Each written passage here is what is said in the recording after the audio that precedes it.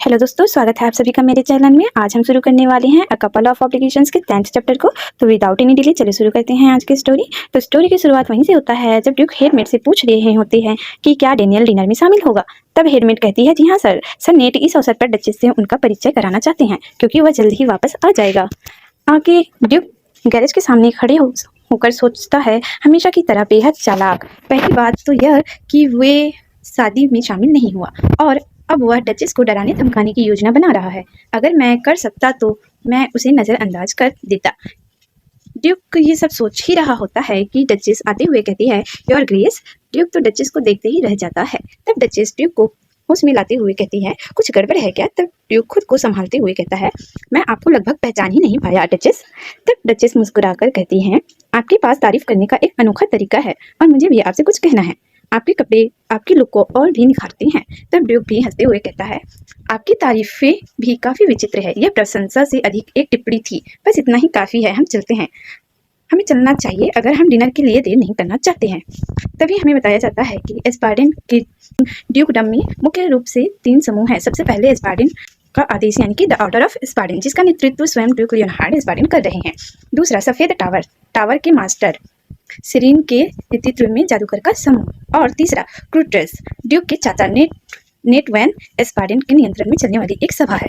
Duke duchess को बताता है क्रूटर्स की स्थापना मूल रूप से ड्यूक को उनकी संपत्ति को पुनर्जीवित करने में मदद करने के लिए की गई थी, लेकिन अब यह ड्यूक के खिलाफ साजिश रचने वाले जागीरदारों का एक समूह बन गया है। इसलिए यदि वह आपके प्रति शत्रुतापूर्ण व्यवहार करे तो आश्चर्यचकित न हो।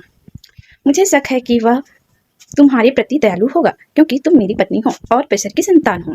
तब ड्यूक की बात सुनकर डचेस सोचती है मुझे लगता है कि चीज़ें उतनी ही जटिल है जितनी मेरे और नीट के बीच, लेकिन क्या उसे मेरी चिंता है। आगे हमें सरनेट का कैसल दिखाया जाता है जहाँ ड्यूक कहता है हम यहाँ हैं। तब सरनेट कहते हुए आता है लियोन वेलकम। अरे हमारी अभी तक औपचारिक मुलाकात नहीं हुई है। मैं सरनेट वैन एस्पार्डेन हूँ, लियोन का चाचा। तब डचेस ग्रीट करते हुए कहती है आपसे मिलकर बहुत खुशी हुई सर। तब सरनेट कहता है इतनी दूर से आने के लिए थैंक यू। आपको बहुत भूख लगी होगी, चलिए भोजन कक्ष में चलते हैं। तभी हमें डाइनिंग हॉल का सीन दिखाया जाता है जहाँ सभी बैठे हुए। आगे बात जारी करते हुए कहता है डेनियल को थोड़ी देर हो जाएगी, उसकी तबीयत ठीक नहीं है। मैं उसकी ओर से माफ़ी मांगता हूँ। कृपया समझने की कोशिश करें, लेकिन मैं उसके आते ही उससे माफ़ी मंगवा लूँगा। तब डचेस कहती है कोई बात नहीं, आपकी काइंडनेस के लिए थैंक यू। तभी ड्यूक कहने लगता है वो अब भी अपनी बीमारी को लेकर बहाने बना रहा है। तब सरनेट कहता है लियोन प्लीज़, आप उसकी स्थिति के बारे में काफ़ी अच्छे से जानते हैं। वैसे नहीं डचेस अफवाहों से कहीं ज़्यादा खूबसूरत है। तब डचेस मुस्कुराकर कहती हैं मुझे बहुत ऑनर हुई सर। आगे सरनेट कहता है इसीलिए इसमें कोई हैरानी की बात नहीं है कि प्रिंस जस्टिन इतने जेलस थे। सरनेट की बात सुनकर डचेस सोचती है क्या उसे पहले ही पता है कि चौथे राजकुमार के साथ क्या हुआ था। तभी सरनेट कहता है और मैंने सुना है कि बसर में हर कोई अजीबोगरीब तरकीबें इस्तेमाल कर सकता है। तब डचेस कहती हैं कहीं आप प्रकृति की शक्ति की बात तो नहीं कर रहे हैं। तब सरनेट कहता है जी हाँ, यही नाम है। कुछ समय पहले मैं गुलाम बाजार गया था और मैंने एक गुलाम को हवा में आग बनाते देखा। मैंने उसके विक्रेता से पूछा और उसने मुझे बताया कि वह गुलाम बसर का था। इसलिए क्या आप मुझे भी अपने कुछ करतब दिखा सकते हैं।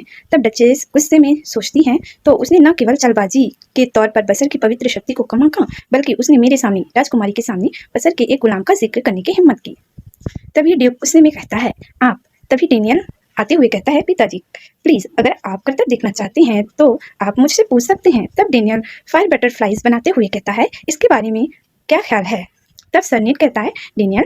आगे डेनियल डचेस से कहता है आपसे मिलकर खुशी हुई मैडम, मैं डेनियल वैन एस्पार्डेन हूँ। तब डचेस भी कहती है मुझे भी आपसे मिलकर खुशी हुई सर। तब सरनेट कहते हैं उन बटरफ्लाइज को दूर करो और पैर चाओ। डेनियल भी बात मानते हुए कहता है जी फादर। तब डचेस सोचने लगती है तो क्या यह व्यक्ति सर नेट का बेटा और ड्यूक का चचेरा भाई है। वह कुछ हद तक वैसा नहीं है जैसा मैंने उसके बारे में सोचा था। मुझे लगा था कि वह ड्यूक की तरह निर्मम या सर नेट की तरह चालाक होगा, लेकिन वह।